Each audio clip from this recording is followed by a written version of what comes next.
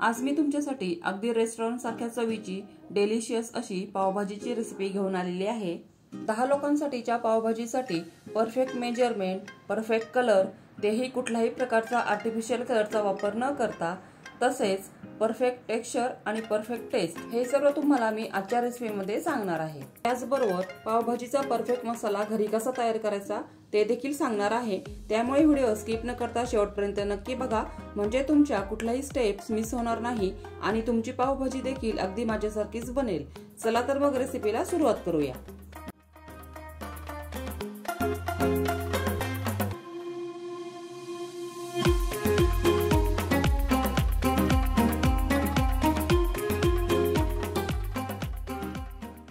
सगळ्यात अगोदर आता आपण भाज्या उकडून घेणार आहे। तर त्यासाठी इथे मी अर्धा किलो बटाटे घेतलेत, त्याची साल काढून असे मोठे मोठे तुकडे करून घेतलेत, ते आपल्याला कुकर मध्ये घालायचे। त्यानंतर अर्धा किलो इथे मी फ्लावर घेतलेला आहे, हा पण मी धुवून आणि तुकडे करून घेतले मोठे मोठे।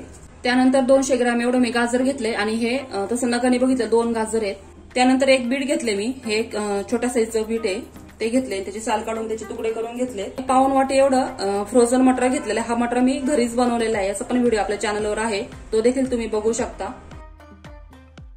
भाज्या उकडण्यासाठी जेवढं पाणी लागणार आहे तेवढं घालायचंय। त्यानंतर आपण कुकरचं झाकण बंद करायचंय आणि याला शिट्टी लावायची आणि आता याची आपल्याला फक्त 2 शिट्ट्या करून घ्यायच्या।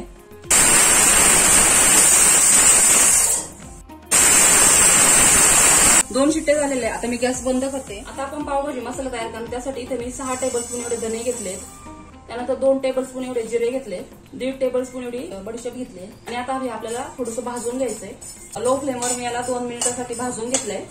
तर आता हे आपण एका डिश मध्ये काढून ठेवणार आहे। 15 ते 20 साधारणपणे इथे मी लवंग घेतले, 7-8 हिरवी विलायची, 5 मसाला विलायची, 4-5 चक्र फूल घेतले, 4-5 इंचाचे 1-1 इंचाचे असे तुकडे करून घेतले तिथे दालचिनीचे। आणि आता हे आपल्याला 2 मिनिटांसाठी थोडा सुगंध येईपर्यंत आपल्याला भाजून घ्यायचंय आणि लो फ्लेमवरच भाजायचंय। बघा 2 मिनिट मी त्याला छान असं भाजून घेतले ते खडे मसाले। आता आपण याला काढून घेऊया, या डिश मध्ये आपण काढून घ्यायचे। त्यानंतर इथे मी 4 तमालपत्र घेतले आणि याला आपल्याला थोडेसे तुकडे करून घालायचंय, म्हणजे एकसारखे छान भाजले जातात ते आणि मिक्सर मध्ये वाटताना पण आपल्याला वाटायला सोपं जातं। आता हे देखील आपल्याला थोडंसं भाजून घ्यायचंय, कारण आता पावसाळ्याचे दिवस चालू आहेत, सादळ्यासारखे होतात, ते वाटले जात नाही मसाल्यामध्ये। थोडंसं गरम होईपर्यंत त्याला आपल्याला भाजायचं, जास्त भाजायचं नाही। छान असे कुरकुरीत भाजले गेले ते, आवाज येतो बघा। आता मी याला आपण काढून घेते।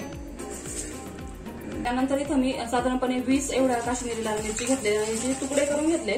तुकडे करून घेतल्याने काय होतं की मिरची आपली एकसारखी भाजली जाते सर्व बाजूने आणि मिक्सरमध्ये वाटताना पण आपल्याला इझी जातं। आणि आता याला फक्त थोडंसं गरम होईपर्यंत भाजून घ्यायचंय आपल्याला, जास्त आपल्याला भाजायचं नाही।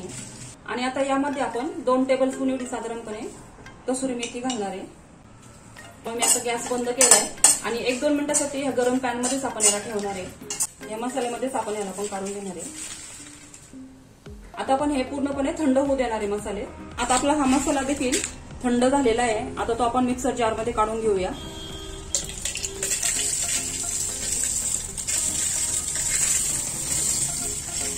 आता यामध्ये आपल्याला साधं मीठ जे आहे ते 1 टेबलस्पून एवढं घालायचंय, रॉक सॉल्ट अर्धा टेबलस्पून, 1 टेबलस्पून आमचूर पावडर इथे मी घातलेली आहे।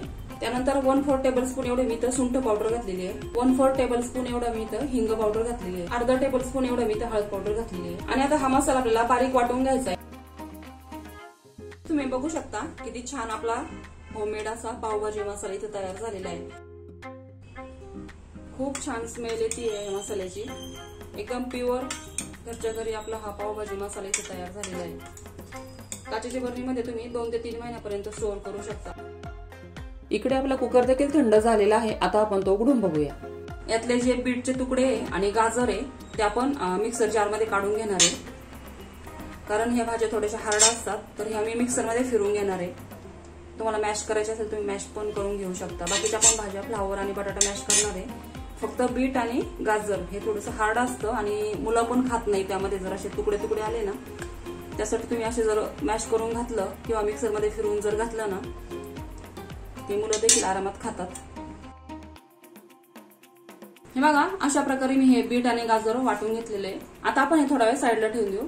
आणि आता हे फ्लावर आणि बटाटा जो आहे तो आपण यामध्ये स्मॅश करून घेणार आहे. हे बघा, आपल्या ह्या भाज्या छान मॅश करून झाल्यात. मी असं खूप मॅश नाही केलेल्या, थोडे थोडे चंक्स आहे त्यामध्ये.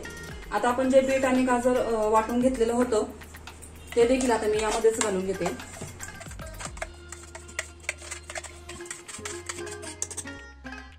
मिक्स करून घ्यायचंय.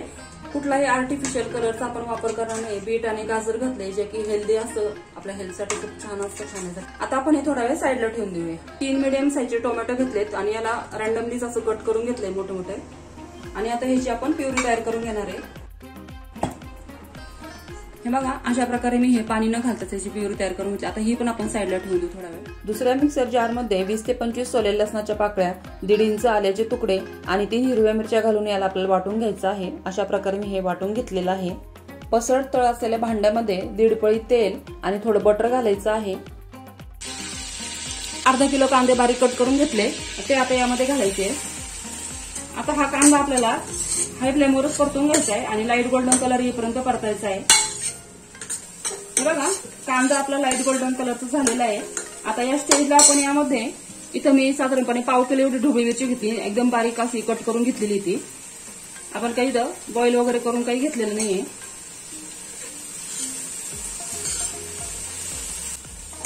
हे बघा, आपली आता शिमला मिरची आहे ना ती पण परतली गेली छान.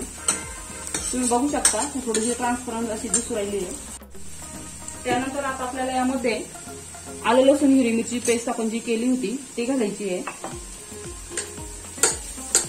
आणि ही पण आपल्याला 1-2 मिनिटासाठी परतून घ्यायची आहे. हे बघा, आपली आलं लसूण पेस्ट पण छान परतली गेली आहे. आता आपण यामध्ये आपण जी टोमॅटोची प्युरी तयार केलेली आहे ती घालणार आहे.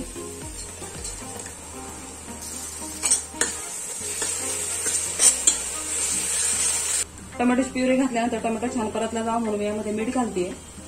मीठ अंदाजाने आपल्या भाजीला जेवढं लागणार आहे तेवढं मीठ घातलेलं आहे.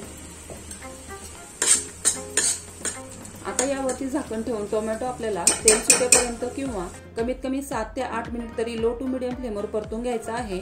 आणि मध्ये मध्ये झाकण काढून याला आपल्याला हलवायचं देखील आहे.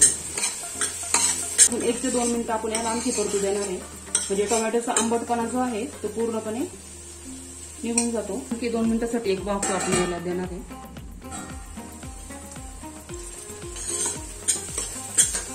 बघा, टोमॅटो पण आपला छान परतला गेलाय. तुम्ही बघू शकता तेल सुटायला लागलंय. आता आपण यामध्ये काही मसाले घालणार आहे. आपण यामध्ये आता अर्धा चमचा एवढी हळद पावडर घातली, 1.5 चमचे एवढं मी काश्मीरी लाल तिखट घातले. आणि आपण जो पावभाजी मसाला तयार केलाय आता तो आपण आता यामध्ये घालणार आहे.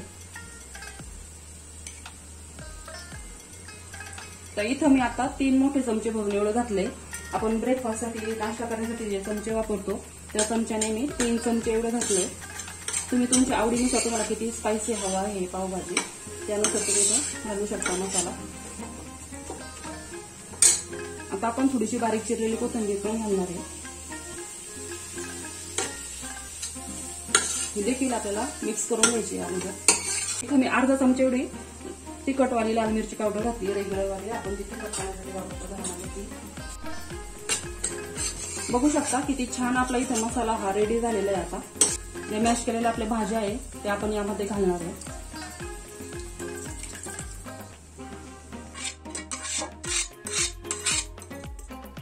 आता आपण याला मिक्स करून घ्यायचंय अगोदर आणि नंतर जसं लागेल तसं आपण यामध्ये पाणी ऍड करणार आहे. खूप झटपट होती आणि इतकी टेस्टी ही पावभाजी बनते ना, एकदम हॉटेलमध्ये किंवा ढाब्यावर आपण जी खातो स्ट्रीटवर वगैरे सेम टू सेम तशी टेस्ट येते या भाजीला. तुम्ही नक्की करून बघा माझ्या पद्धतीने. आता मी कुकरमध्ये थोडंसं पाणी घातलंय अगोदर, 1 ग्लास भर एवढं मी इथं पाणी घातलंय कुकरमध्ये. आणि आता ते पाणी मी यामध्ये घातले आणि त्याला मिक्स केल्यानंतर आणखी आपल्याला जेवढी घट्ट पातळ हवी असेल त्यानुसार आपण यामध्ये पाणी घालायचंय. अर्धा चमचा एवढी कसुरी मेथी इथं घातली आहे. त्यामध्ये तव्यावरती थोडीशी गरम केली आहे आणि त्यानंतर थोडंसं क्रश केलंय त्याला. हे बघा, तुम्ही कन्सिस्टन्सी याची बघू शकता. एवढी मी इथं घट्ट ठेवली. हे बघा, आता पावभाजीला छान उकळी आलेली आहे. आता मी यामध्ये थोडंसं बटर घालते. तुम्ही शेवटी थोडंसं बटर नक्की घाला. एकदम मुंबई स्टाईल पावभाजी ही तयार होते. तुम्ही नक्की माझ्या पद्धतीने करून बघा. आणि आता 5 मिनिटं आपल्याला याला लो फ्लेमवर शिजू द्यायचंय. म्हणजे काय होतं की मसाले भाज्या वगैरे सगळं एकजीव होतं आणि पावभाजीला खूप छान टेस्ट येते. फक्त मधून मधून एकदा दोनदा हलवायचंय, नाही तर मग तळाशी लागू शकते. तुम्ही ते बघू शकता 5 मिनिट ही छान आपली भाजी उकळलेली आहे. हे बघा किती छान आपली इथं पावभाजीची भाजी तयार झालेली आहे. टेक्स्चरही छान आलेलं आहे एकदम आणि कलरही छान आलेला आहे. खूप घट्टही नाहीये आणि खूप पातळही नाहीये. परफेक्ट अशी आपली इथे पावभाजी तयार झाली आहे. आता आपण पाव भाजून घेणार आहे. तर इथे मी पावाला कट करून आणि बटर लावून घेतलेलं आहे.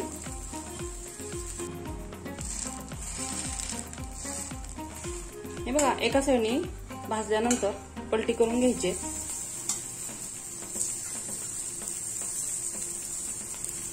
बघा दुसऱ्या साईडनी पण आता भाजलेले आहे छानपैकी.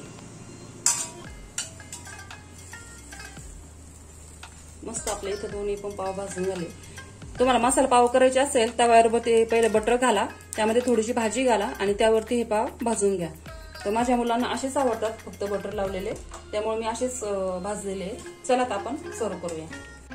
तुम्ही नक्की ही रेसिपी एकदा तरी ट्राय करून बघा आणि व्हिडिओ आवडला असेल तर व्हिडिओला लाईक, शेअर आणि चॅनलला सबस्क्राईब नक्की करा.